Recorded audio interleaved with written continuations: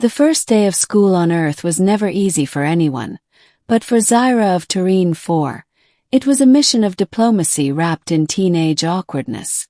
She stood in front of the massive glass doors of Halcyon High, her four-fingered hand tightening around the strap of her satchel.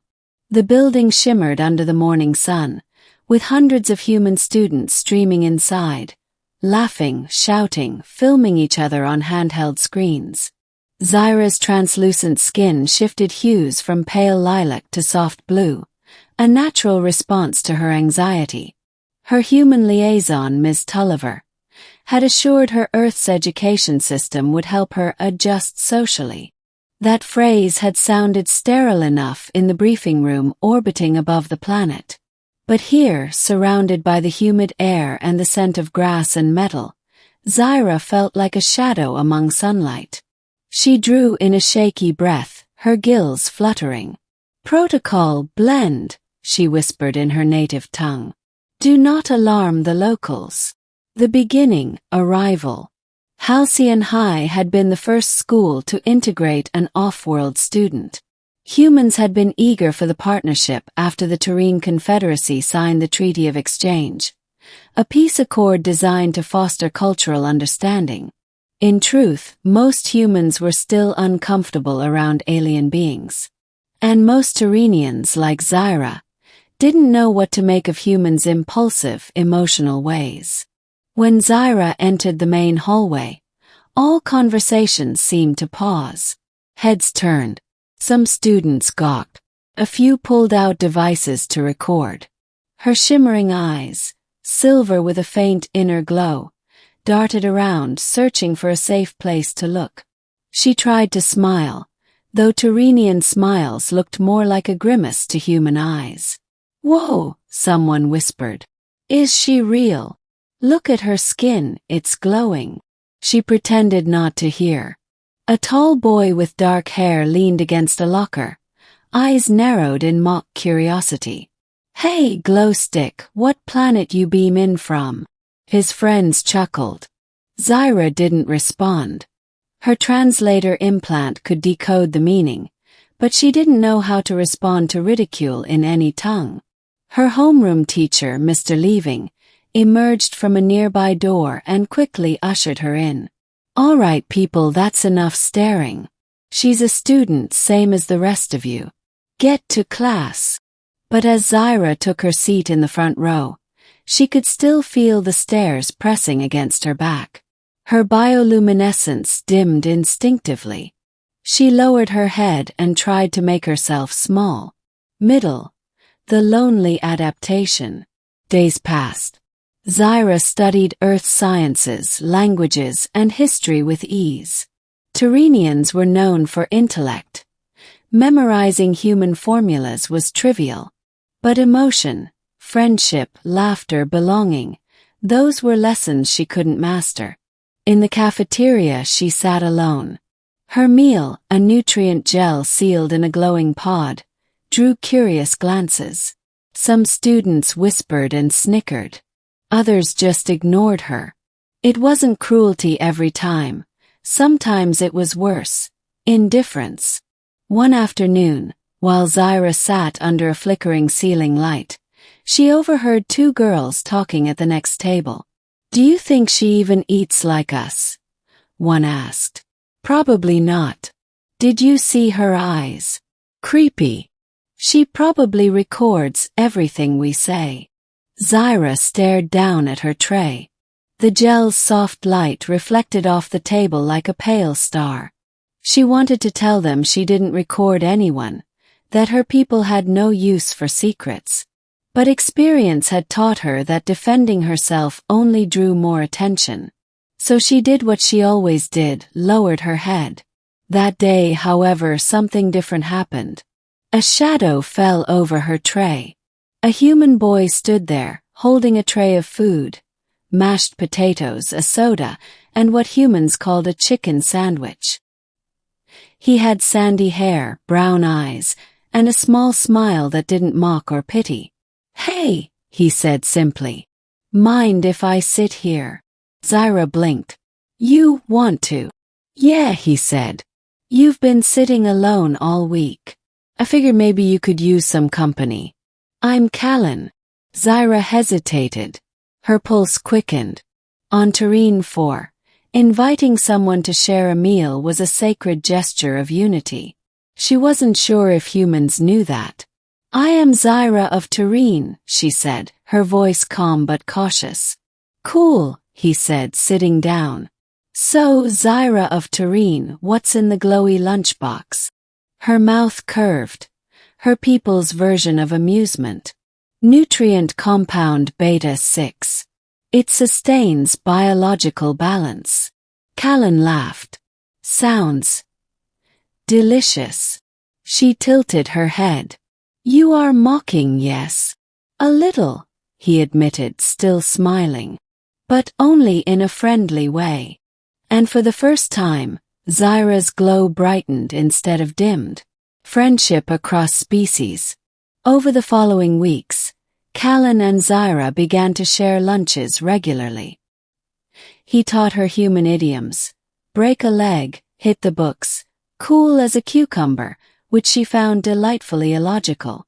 She, in turn, told him about Terrene 4's ocean cities that shimmered beneath glass domes and how her people communicated partly through color shifts in their skin. When Callan found out that Zyra could bioluminescently paint patterns in the air using her hands, he was fascinated. One afternoon, as they sat under the shade of a tree behind the school, she raised her palms and drew shimmering trails of light that formed the image of a human face. His. That's me, Callan said softly. Yes, Zyra replied. Your structure is simple but balanced. Humans are not aesthetically displeasing. Gee, thanks, he laughed. Their friendship drew attention. Some students found it amusing. Others resented it. A few began spreading rumors that Zyra was manipulating Callan, that she was part of some alien experiment. Callan ignored them. Zyra tried to, but humans were loud, emotional creatures. Words carried weight. One day, when Callan was absent due to illness, Zyra walked alone again through the halls. The whispers were louder. A group of older students blocked her path near the lockers. Hey, alien, one sneered. You think you're better than us? Zyra froze. I do not think. Another boy shoved her shoulder. What, can't speak without your translator? Maybe you don't belong here. Her gills flared in panic. She backed away, clutching her satchel. Leave me be, she managed. Oh, she talks. They laughed. A teacher's voice echoed from down the hall, and the group scattered. Zyra stood trembling, her glow fading to near invisibility. That afternoon, she hid in the music room, an empty space filled with silent instruments. She touched the keys of a piano, producing a soft note that reminded her of home. When Callan returned the next day and saw her withdrawn, he didn't ask questions. He just sat beside her at lunch and began sketching in his notebook. Eventually, she leaned over to watch. It was a drawing of the two of them, sitting under the school tree, her bioluminescent patterns surrounding them like stars. He looked up and said, They can say whatever they want. You can still sit with me. The words struck something deep inside her. On Terrene 4, companionship was chosen through harmony, resonance of thought. But this human boy had offered something simpler and yet more profound. Acceptance. The crisis. Months passed. The bond between them grew. But Earth politics were shifting. Rumors spread of anti-alien groups protesting the exchange treaty. When news channels began covering security threats, Halcyon High suddenly became a flashpoint. One morning the school went into lockdown. An anonymous message had warned that the alien student poses a danger.